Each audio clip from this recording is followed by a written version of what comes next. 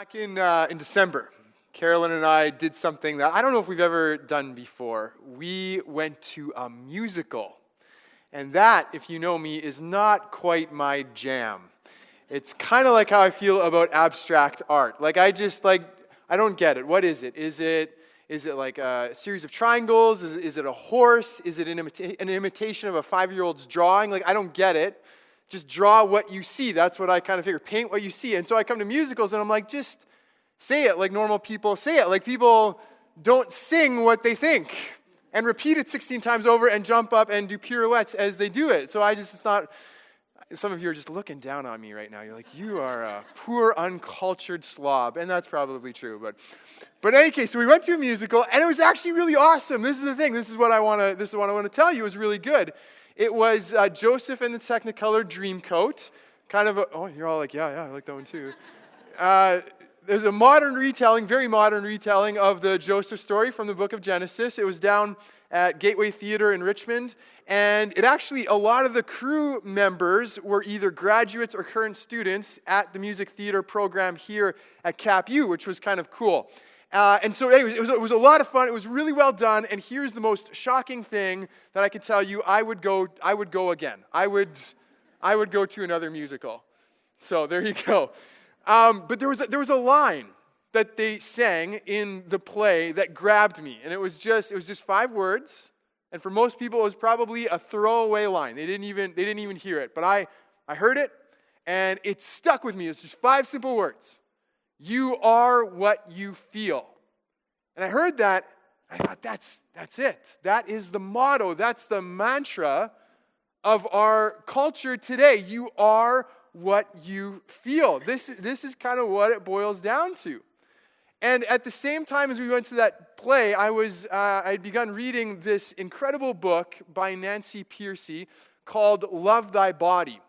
And she goes through all of these hugely controversial issues in our world today. Euthanasia, abortion, marriage, gender, sexuality, all this stuff. She does no holds barred. She goes through it all. And she says there's a common theme that runs throughout all of these issues in our culture today, which is this: that our modern Western culture has split human nature into 2.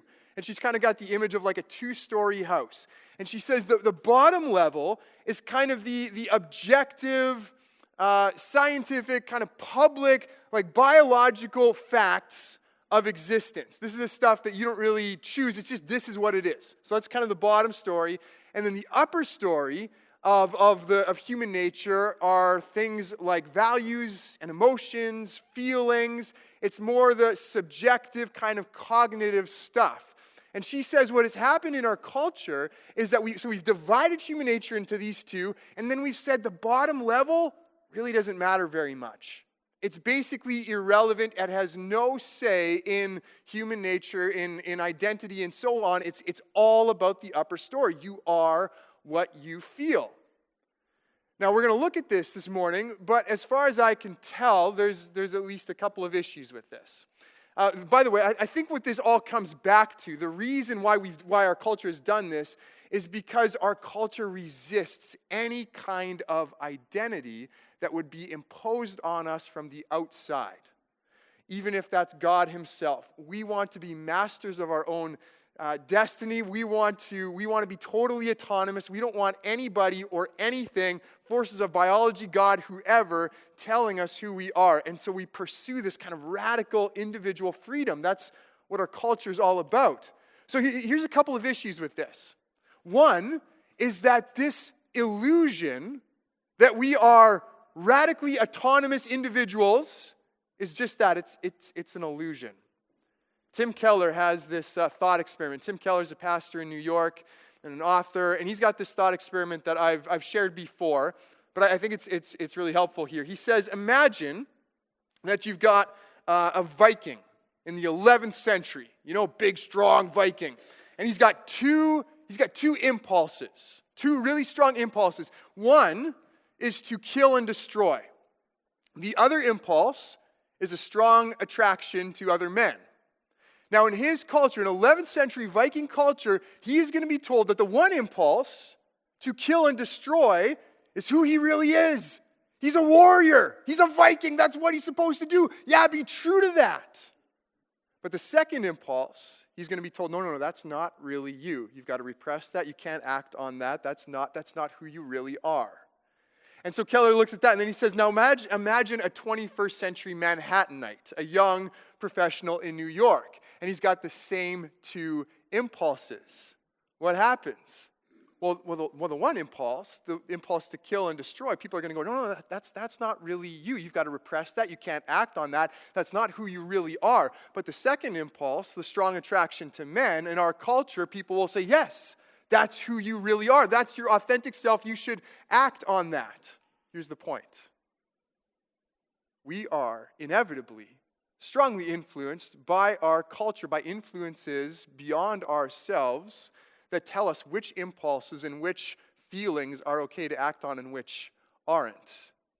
This illusion of personal freedom, autonomy is just that. It's an illusion. There are always cultural influences around us telling us which you can act on and which you can't.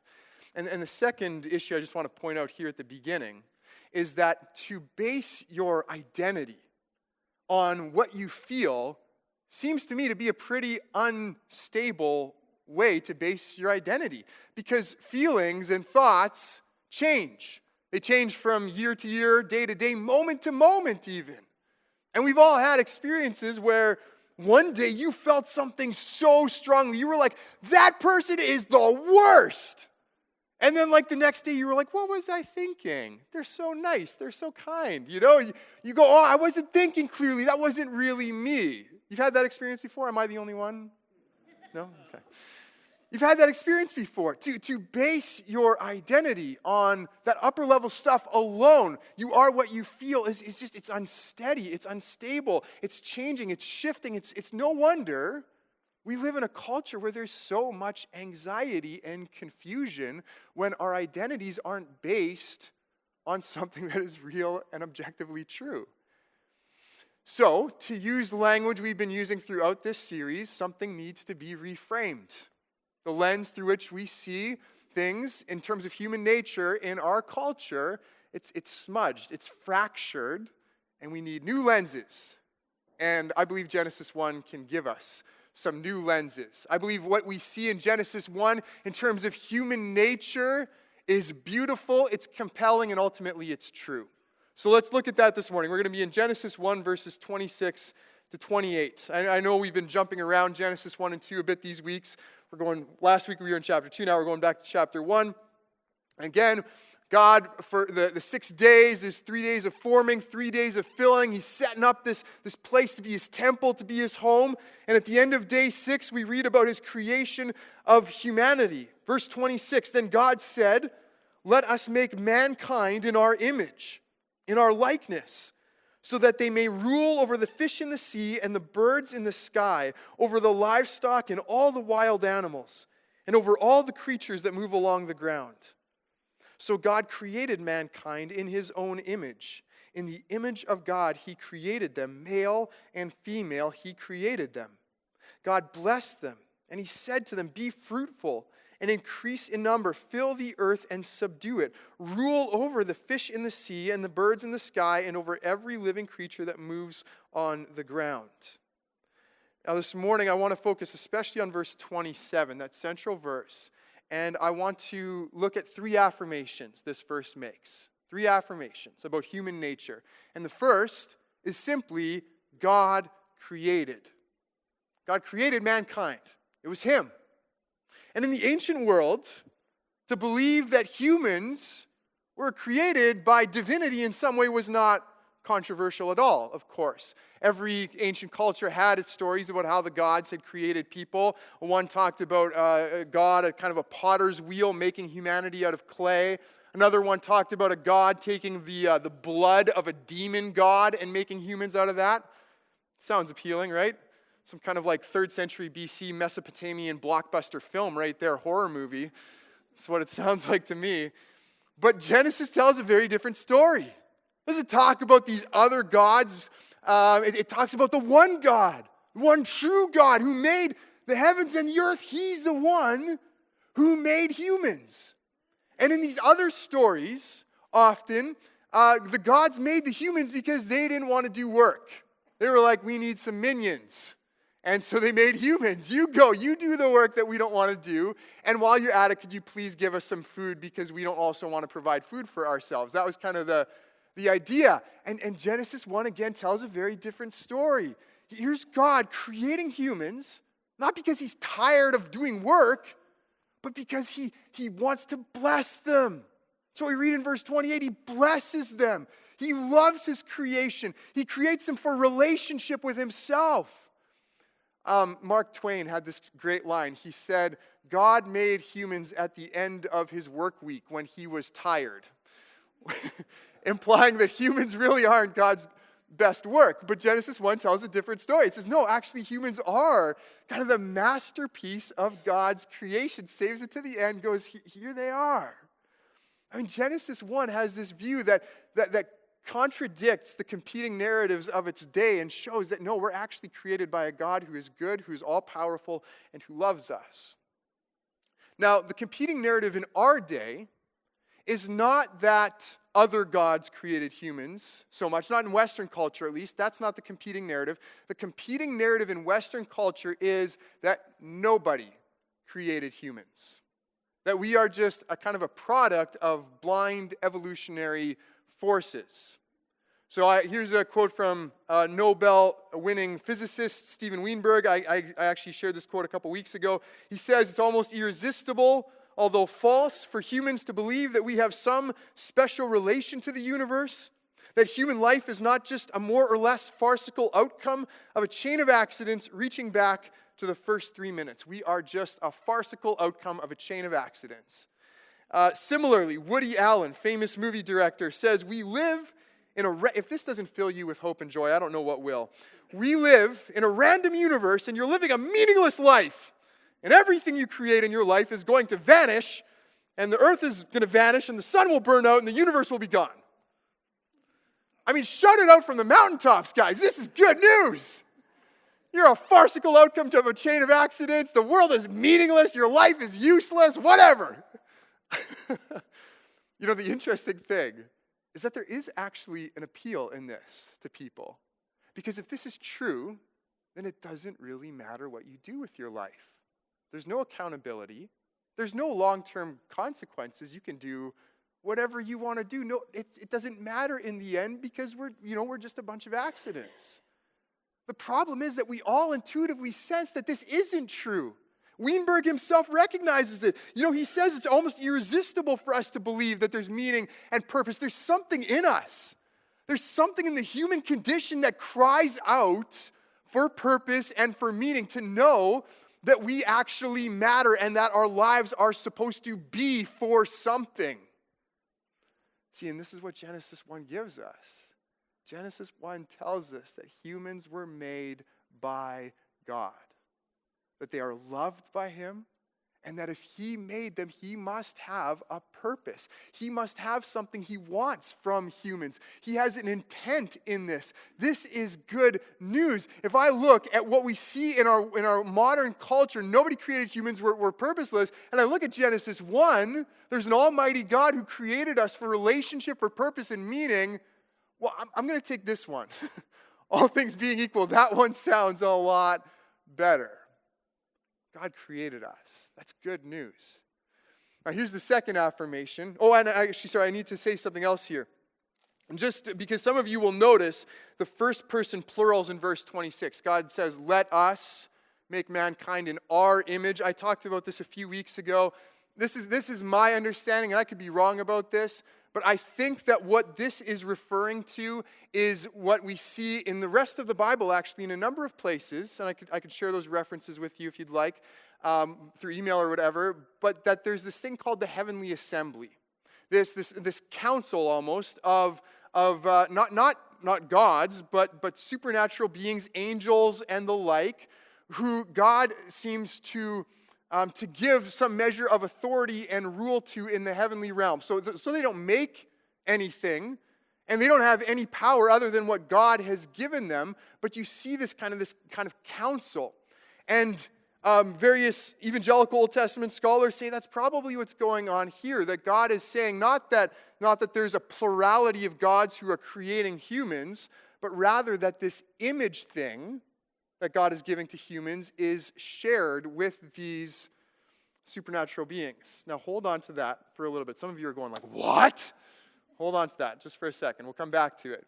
Let's talk about the second affirmation in Genesis 1:27. That God created humans and he created them in his image. Now this is basic to human nature, to our value and worth and dignity. What people have disagreed about is what exactly the image of God means. And some people have suggested that it is some kind of ability that humans have that marks us out from animals. So maybe it's our ability to think rationally and reasonably. Maybe it's our ability to communicate with each other. Maybe it's our ability to make free will decisions. Maybe it's our ability to have a relationship with God.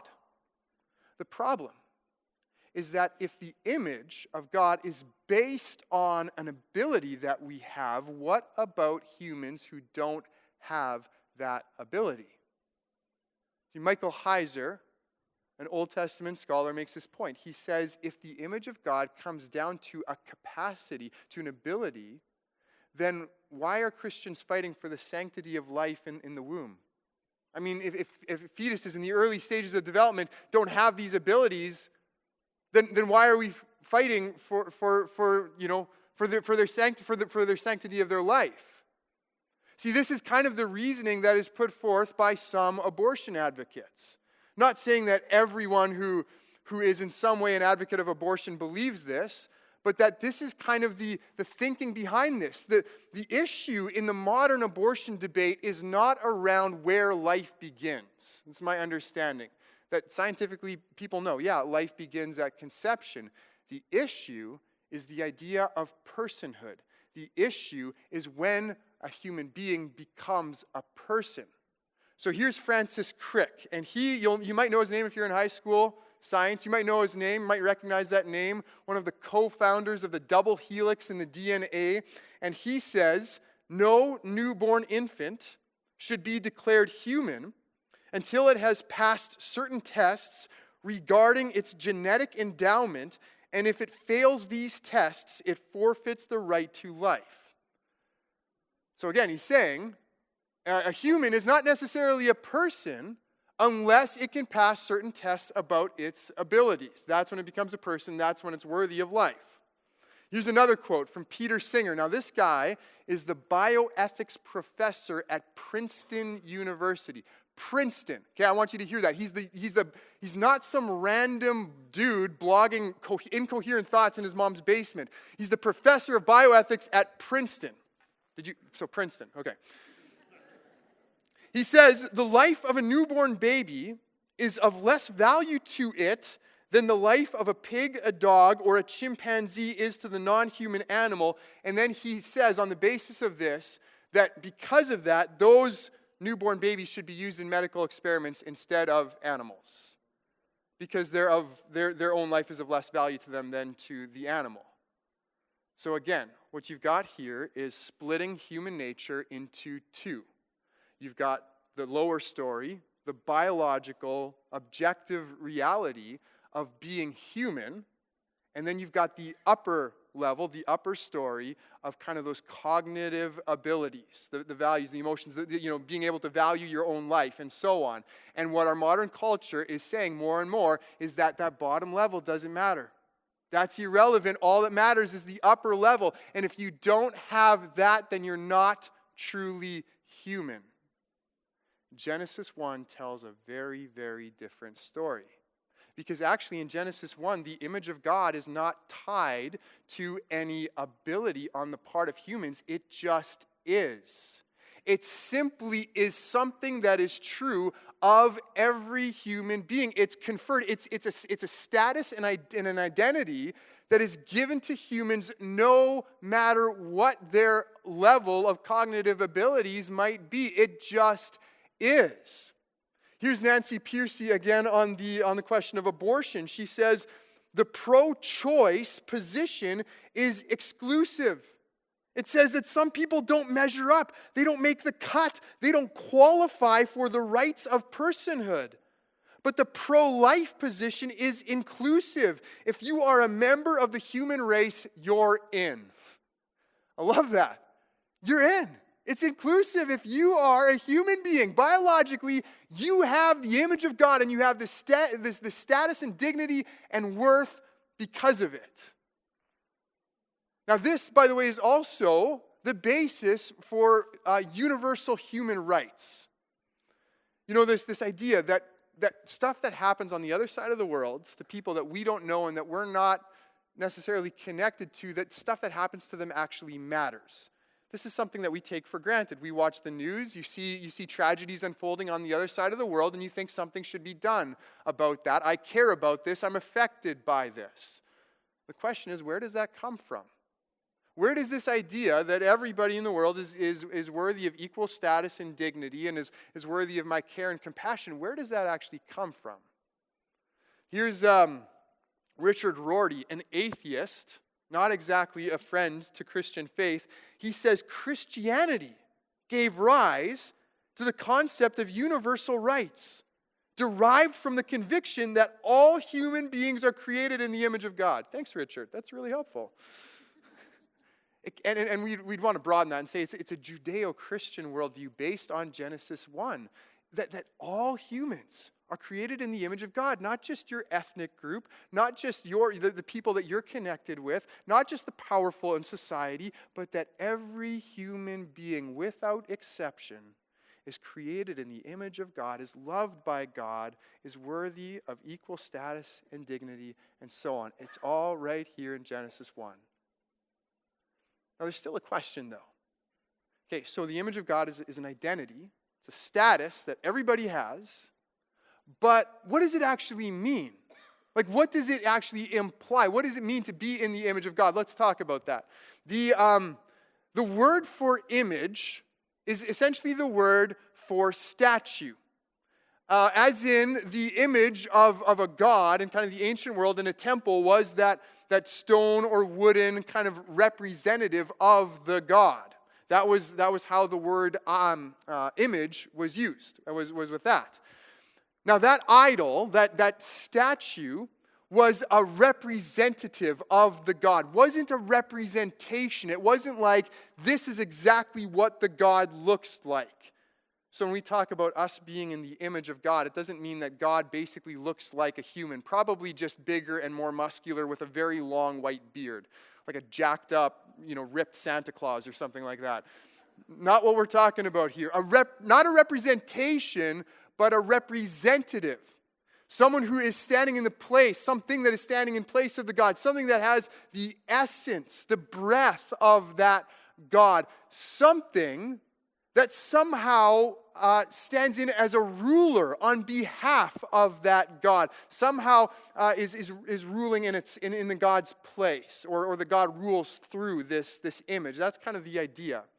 And because of that last piece, there was a certain category of person who could be referred to as the image of God in the ancient world.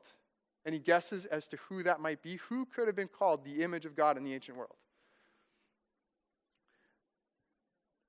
Pharaoh, the king, exactly.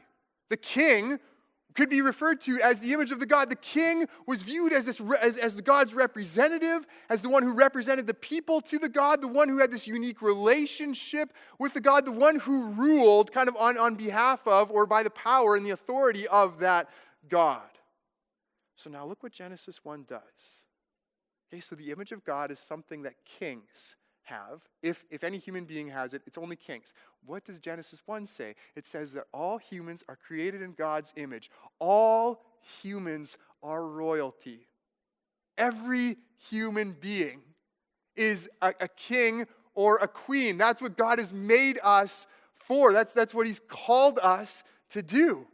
And that's what we find in verse 28. We talked about this in the creation care sermon. God blessed them and said, "Be fruitful, increase in number, fill the earth and subdue it, rule over." This is all kingly language. It's government language. God is calling humans to exercise rule and authority on this earth that he has made.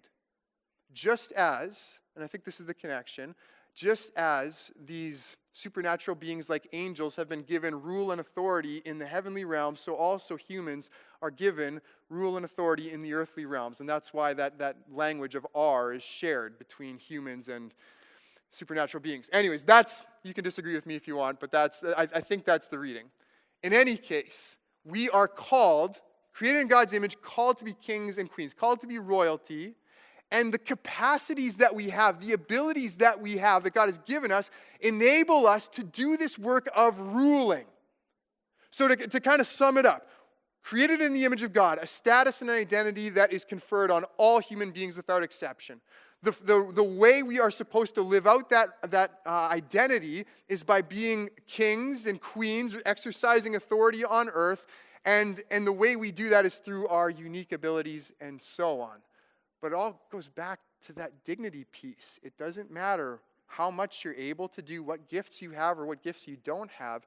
Every human being created in the image of God.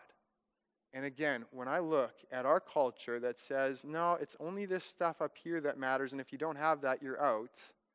And I look at Genesis 1, and I go, yeah, that's better. That's good, that's compelling, that's true. Let's talk about one more affirmation in this text. God created mankind in his image. In the image of God, he created them. Male and female, he created them. Now, what this would have been so powerful, why this would have been so powerful in the ancient world, is because even if you could convince somebody that not only kings are created in the image of God, somebody might have said, okay, I'll grant that to you. Maybe powerful males. Maybe they could be in the image of God as well. And Genesis 1 says, no, you didn't get it yet. It's males and females. And again, in the ancient world, the ancient patriarchal, hierarchical world, this is mind-blowing. That man and woman equally created in the image of God to reflect him and represent him. Whoa! And we take it for granted. We go, well, yeah, of course. That's obvious. It would have been revolutionary then. We kind of take it for granted now. Here's the thing, though. There's something right here that they took for granted that we increasingly in our culture find to be incredibly revolutionary and radical, which is the idea that God has created humanity in two categories, male and female. And that the differentiation between these two categories, maleness and femaleness in the Bible, is not based on hobbies or interests or temperament or conformity to a cultural stereotype. You think about twin brothers we meet later on in Genesis, Jacob and Esau. Esau is the big, hairy, rugged man. He's like the Jack Ryan of Genesis, or Rambo, if you're, one of those guys. Schwartzy, whatever. Anyways, he's that guy. And he's going out and he's hunting for his own food. He's like your stereotypically manly man. Who's Jacob? Jacob's got smooth skin and he likes hanging out at home with mom and cooking. But there's no indication in Genesis that Jacob is anything other than male. Of course he's a man. That's who he is. Or Deborah. Later on in the Bible, a strong woman, a leader of the people of Israel, a warrior who takes her people into battle. Again, stereotypically, not your most feminine person in the Bible, but there's no indication in the Bible that she is anything other than female. And there's also no indication in the Bible that the maleness and femaleness is dependent on what you think about yourself, how you feel. Maleness and femaleness in the Bible is simply a given. It's just who you are. It's based on this objective reality of how you were made, your biology. Maleness and femaleness. It's just a given in creation. But again, in our world today, that has radically and very quickly shifted. And I think what you see there is the same thing we've been tracking throughout this sermon, which is that human nature has been split into two. Bottom story.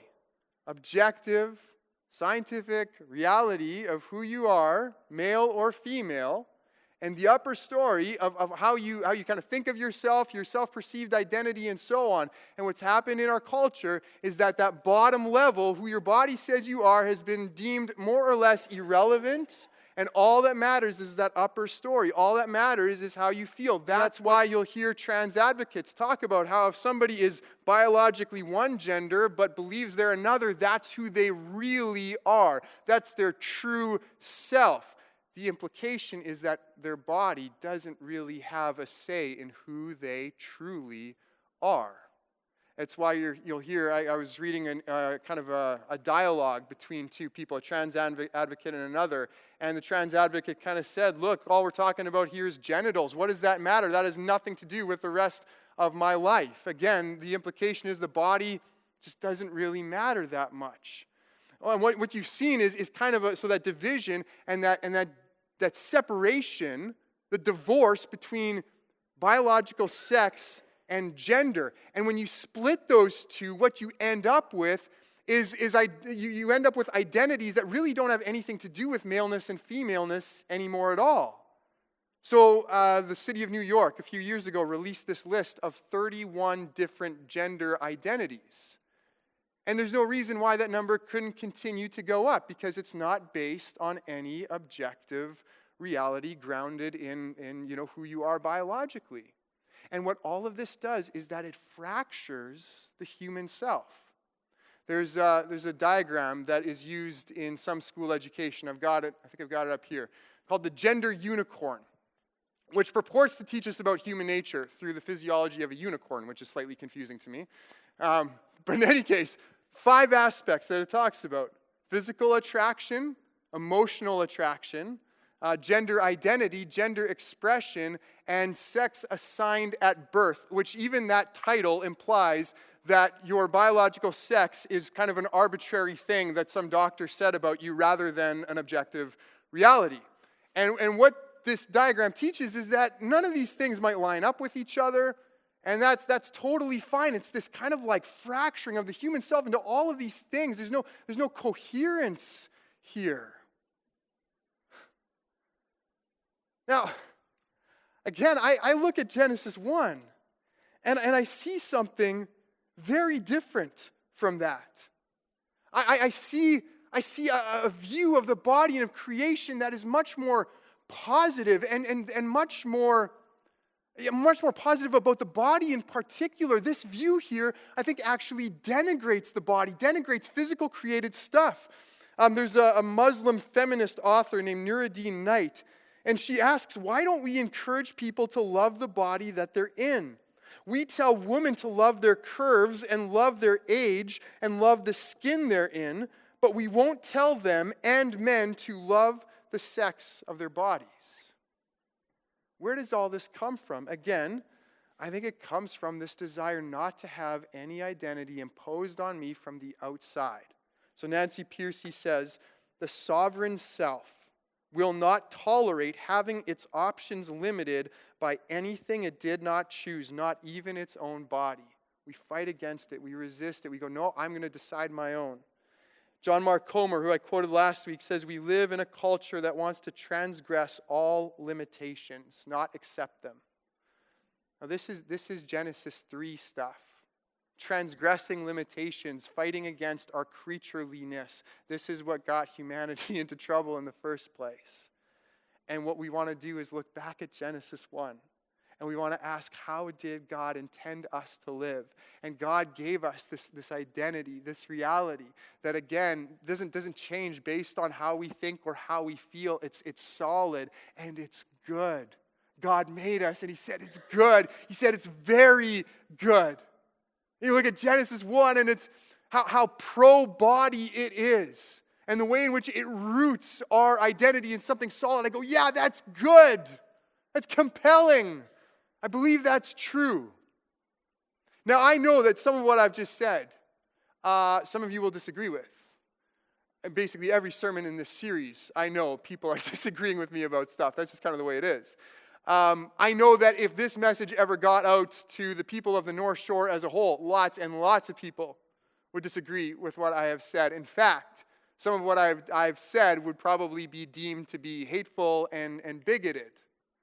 So a couple things about that. One is that I do not deny that gender dysphoria is a real experience.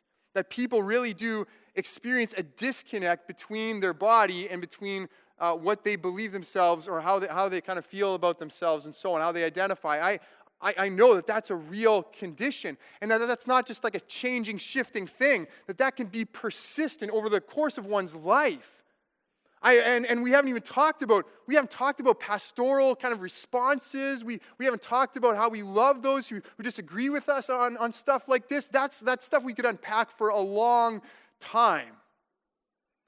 And we'd want to say, for sure, that everyone, again, if I haven't mentioned it before, everyone has equal status and dignity. Did I mention that before?